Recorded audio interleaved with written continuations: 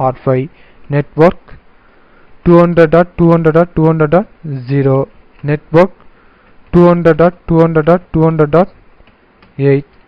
Next, direct connector network is loopback 3 and loopback 4. So we can give the corresponding net ID for that loopback interface. So 170.100.2.0 network 170.100.3.0 no auto summary. Next we can save this configuration into NVRAM. Okay, now we can go to the R6 router. So in global mode we can give router space EAGRP 100. Next we can give the net ID. So the direct connector network for R6 is 200.200.200.4 network 200.200.200.8. Next the direct connector network is loopback 170.100.0.0 network 170.100.1.0 no auto summary. Do right. It will save into NVRAM.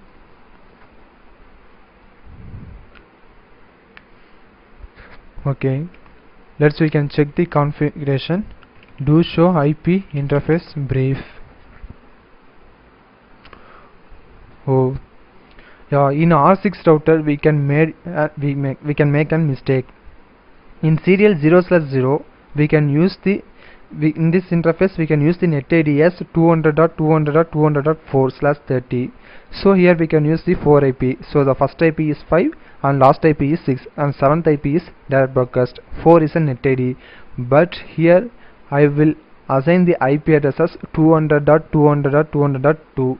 so this is not this network IP address, this is this network IP address.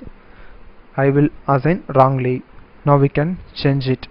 So we can go to that interface serial 0/0 no IP space address.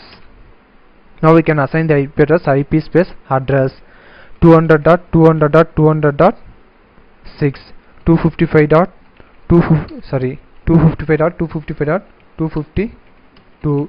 No shutdown to enable this interface. We can check do show IP interface brief. Yeah, now we can assign correctly.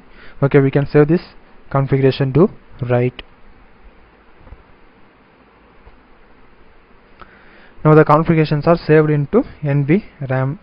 We can check the configuration whether we can configure EAGRP routing protocol correctly or not.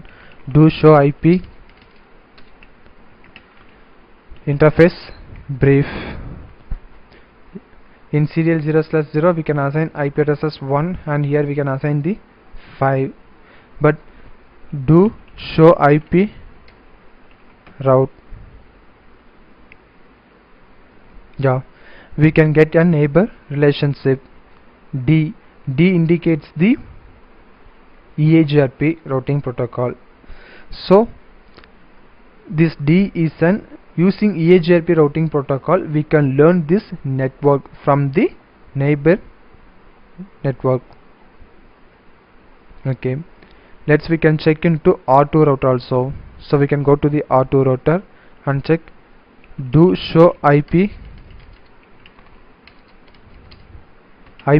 route. Yeah, in R2 router also we can learn networks D. Yeah, we can configure correctly. For what purpose we can use instead of do means, so show IP route, this command is used only in privilege mode because now I am in global mode, so that's why only I will use do show IP route. If you are in privilege mode means we can directly give show IP route. Okay, so in R3 router do show IP route. Yeah, we can got it. Okay, so now we can configure the MD5 authentication.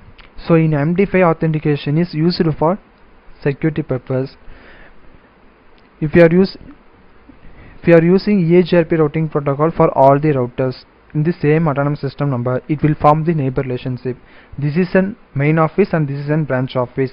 So this router is an starting router of main office and this router is a starting router of the branch office. So in this two router we can configure MD5 authentication for security purpose. We can configure the MD5 authentication into R3 router and R4 router. Now we can go to the R3 router. Okay, in R3 router in global mode, we can first of all we can create the keychain. For syntax for creating keychain is key space chain. Next we can give any name. Here I will give Cisco. So the keychain name is Cisco. Enter. Next, how many keys are used in that keychain? So in R3 router I will use 2 key. So in MD5 authentication we can use the key. So here I will use the 2 key. So first of all I will give the key, then I will give the number for that key. So this is an key 1. Enter. Next we can give the string, we can give the name of that key. So the syntax for giving name of that key is key hyphen string. Next we can give the key name. So the key 1 name is Gautam. Enter.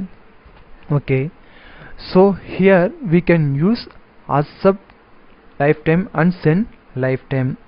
So the accept lifetime and send lifetime is for what purpose we can use means, so we can mention the date, time and year. So in the date, time, month we can accept this key and we can send this key for this time.